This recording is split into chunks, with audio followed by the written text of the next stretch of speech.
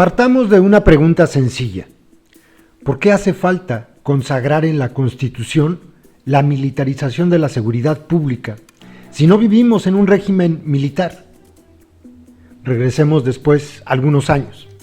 Tal vez la mayoría de los analistas políticos de finales del siglo pasado y comienzos del presente milenio han sido parciales, o como dice el viejo dicho, por ver los árboles no vimos el bosque.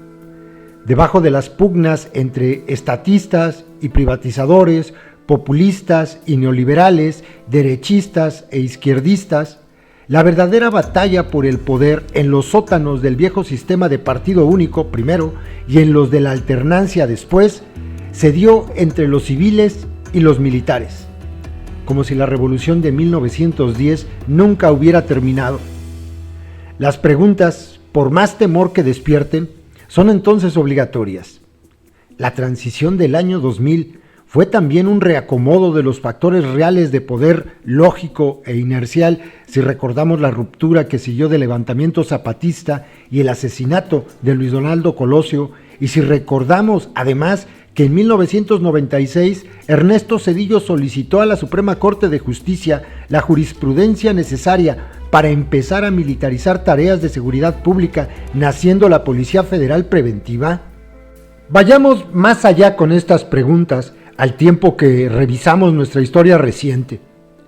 ¿Es posible que los militares comprendieran mejor que nuestros políticos civiles, aquellos que no formaban parte de su grupo, es decir, de la facción históricamente encabezada por los herederos de la Dirección Federal de Seguridad desde la época de Luis Echeverría hasta la de Zedillo, que daba igual cuál fuera el partido en el poder siempre y cuando el Ejército y la Marina estuvieran detrás o dentro de dicho partido?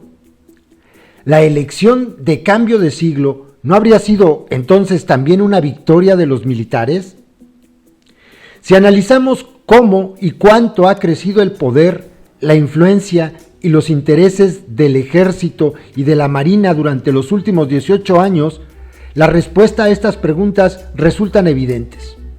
De la Policía Federal Preventiva Zedillista se pasó a la creación de la Secretaría de Seguridad Pública Foxista, que implementó los primeros operativos conjuntos, como el de Ciudad Juárez. Por primera vez asistimos a la narrativa de los soldados contra los criminales. Pero pongamos un ejemplo, apenas una paja en este extenso campo, que ilustra esto de manera personal y que es también otra pregunta. ¿No fue Rafael Macedo de la Concha el primer procurador general de la República de extracción puramente militar? Las preguntas, insisto, son demasiadas e inspiran cada vez que sumamos otra nuevos temores y mayores confusiones, a menos claro que pensemos en el estado de excepción descrito por Agamben o en la doctrina militarista que los Estados Unidos han promovido en América Latina. Los militares no entendieron durante el sexenio calderonista, tras una elección que puso en entredicho nuestro sistema político, que su presencia y su actuar necesitaban ser legitimadas, dejar de ser subterráneas. No lo comprendieron, además y precisamente en un momento de crisis de legitimidad del aparato de poder civil. Y no fue Felipe Calderón quien les otorgó esta legitimidad militarizando en la práctica a la Policía Federal, que de un día para el otro aumentó su número de integrantes en un 800%. ¿De dónde? Sino de los cuarteles. Fue que salieron 25,000 nuevos elementos. Ni siquiera hace falta mencionar cuánto creció el presupuesto del Ejército y de la Marina durante el calderonismo, señalar cómo se incrementó la publicidad estatal en su nombre o acusar cómo se abocaron a acciones en las calles para demostrar cómo fue entonces que alcanzaron la legitimación. Lo que hace falta en este punto, en todo caso, es hacer otra pregunta. ¿Dónde están los elementos del extinto Estado Mayor Presidencial? ¿Será que van a caer en la futura Guardia Nacional? Pero volvamos a la legitimación. Y es que muy pronto esta se volvería insuficiente para los militares. Pensemos otra vez en Agamben y en los vacíos que en la práctica deja el poder civil para que sea otro quien los llene. Durante el sexenio de Enrique Peña Nieto, en el que el Ejército y la Marina se convirtieron en empresa privada, recordemos si no, el asunto de la barda perimetral del fallido aeropuerto de Texcoco, amén de volverse los encargados plenipotenciarios de la seguridad a través de la Comisión Nacional de Seguridad y de una gendarmería que, aunque no fue creada en el papel, sí lo fue en los hechos. Los militares aspiraron a más. Legitimados y enriquecidos no solo vía presupuesto. Entre 1996 y 2019, el dinero que el erario otorgó anualmente al Ejército y la Marina aumentó casi 6,000 millones de dólares. Los militares quisieron volverse intocables para que nadie se atreviera a señalar, a contar o a acusar, por ejemplo, una matanza como la de Iguala, como la de Tlatlaya o como la de Apatzingán, para que nadie nunca se atreviera a fiscalizar la compra de armas. Entre 1996 y 2019, México pasó de ser el lugar 90 a meterse en los primeros 14 países del ranking o a investigar el valor de unos terrenos ubicados, por ejemplo, en Santa Fe. Y aquí vale hacer un par de preguntas más. ¿Por qué nadie de entre toda la gente que compone el nuevo gobierno lo asesora o lo acompaña quiere acordarse, a pesar de haber utilizado los argumentos de su amnesia durante la campaña que los llevó al poder, que desde la militarización del país, una sola cosa ha sucedido con los índices delictivos? Han subido. ¿Y por qué nadie, a pesar de que también acusaron esto durante la campaña de 2018, parece enterarse de cómo se maneja el dinero al interior de los cuerpos militares? Pero volvamos a la revisión de nuestro pasado reciente. Para volverse intocables, el Ejército y la Marina ¿no debían volver constitucionales sus lógicas de actuación?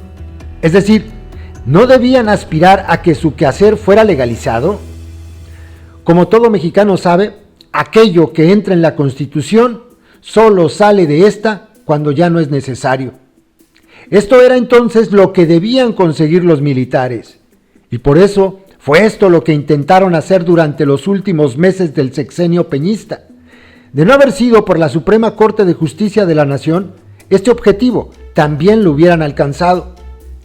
Desgraciadamente, el triunfo que significó la resolución de la Suprema Corte duró muy poco, porque el nuevo gobierno, que presume de independencia y que presume de ser de izquierda, ha decidido entregarle a las Fuerzas Armadas la legalización que tanto habían anhelado, al igual que ha decidido respetar su economía, tanto vía presupuesto como vía empresa privada.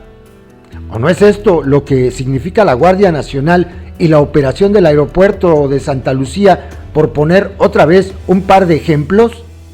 Y acá se presenta entonces la pregunta más complicada. ¿No corre el riesgo el cambio de régimen de 2018 de convertirse en el culmen de los acontecimientos que iniciaron en el año 2000? Es decir, ¿no corremos el riesgo de que la Cuarta Transformación cumpla su promesa de ser cambio de régimen, pero que este suceda no solo por donde no se había prometido, sino también por su extremo opuesto? ¿No corremos el riesgo de que el cambio, se dé cuenta quien lo encabeza o no, se den cuenta los diputados y los senadores que lo acompañan o no, nos demos cuenta quienes votamos por este o no, sea también el fin de un proceso que transcurre en lo más hondo de nuestro sistema político? ¿No corremos pues el riesgo de que el nuevo régimen se vuelva también un régimen militar? Las preguntas, insisto, son muchas, aunque haya dos que las engloben y resuman. ¿Por qué todos nuestros gobiernos, del partido que sean, incluso de aquellos que llegaron al poder gracias al discurso de la paz, están urgidos por ceder ante el Ejército y la Marina? Y así volvemos a la pregunta más sencilla, reformulándola. ¿Por qué? Si el carácter militar de la Guardia Nacional será temporal, hace falta legalizarla en la Constitución.